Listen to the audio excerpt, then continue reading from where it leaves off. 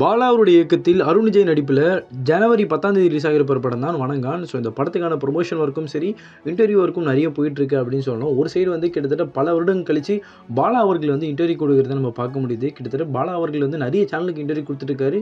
நிறைய டைரக்டர்ஸ் பற்றியும் சொல்லிட்டு இருக்காரு, அவருடைய படங்கள் பற்றியும் சொல்லிட்டு இருக்காரு. நிறைய வாழ்க்கையிலான அவர் ஃபேஸ் பண்ண விஷயங்கள், அவர் ஃபேஸ் பண்ண ட்ரால்ஸ்லேருந்து எல்லா விஷயத்தையும் வந்து அவர் ஷேர் பண்ணிட்டு இருக்கிறத நம்ம பார்க்க முடியுது. கோபிநாத் அவர்கள் வந்து சில நடிகர்கள் பற்றிலாம் வந்து பாலா அவர்களிடம் கேட்கும்போது வந்து அப்போ வந்து அவர் சூர்யா அவர்கள் பற்றி சொல்கிறாரு. சூர்யா அவர்கள் உங்களுக்கு எப்படி க்ளோஸ் அப்படின்னு சொல்லும்போது, தமிழ் சினிமாலேயே எனக்கு ரொம்ப பிடிச்சது, முதல்ல பிடிச்சது அப்படின்னா சூர்யா மட்டும்தான் பிடிக்கும். ஏன்னா அவனுக்கு ரொம்ப எனக்கு க்ளோஸாக இருந்தவன், அதேமாதிரி எனக்கு ரொம்ப பர்சனலாக ரொம்ப க்ளோஸ் ஆனவன், எனக்கு நிறைய அட்வைஸும் பண்ணுவான். ஸோ அவன் வந்து எனக்கு ரொம்ப பிடிக்கும் தமிழ் சினிமாவில் அப்படின்ற மாதிரியும் இந்த பாலா அவர்கள் வந்து சூர்யா பற்றி பேசினதை பார்க்க முடியுது. அதுக்கப்புறம் ஆர்யா அவர்களை பற்றி கேட்கும்போதும் ஆர்யா அவர்களை பற்றியும் சொல்லியிருந்தாங்க. இது மாதிரி ஆர்யா அவர்கள் வந்து ரொம்ப ஹெல்த் கான்சியஸோடு இருக்கவங்க. ஸோ அதே மாதிரி எதனா ஒரு விஷயம் பண்ண முடியாது அப்படின்னா வந்து இதெல்லாம் பண்ணுற ஆள் தான் ஆர்யா அவர்கள். ஆர்யா அவர்கள் ஹார்ட் ஒர்க் பண்ணுறவர், டெடிக்கேட்டாக ஒர்க் பண்ணி எல்லா விஷயத்தையும் பண்ணுவார் அப்படின்ற விஷயத்தையும் பாலா அவர்கள் மென்ஷன் பண்ணி அவரை பற்றி பெருமையாக பேசணும்னு பார்க்க முடியுது.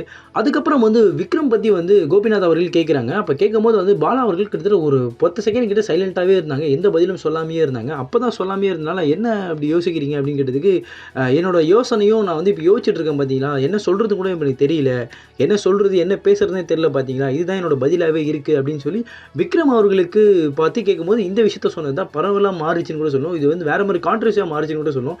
ஏன்னா வந்து மற்ற நடிகர்களை பற்றியும் சூர்யா பற்றியும் சரி, ஆர்யா அவர்களை பற்றியும் சரி சொல்லும் போதெல்லாம் ஏதோ ஒரு பாயிண்ட்டையோ ஏதோ ஒரு விஷயத்தை பற்றியோ சொன்னார்.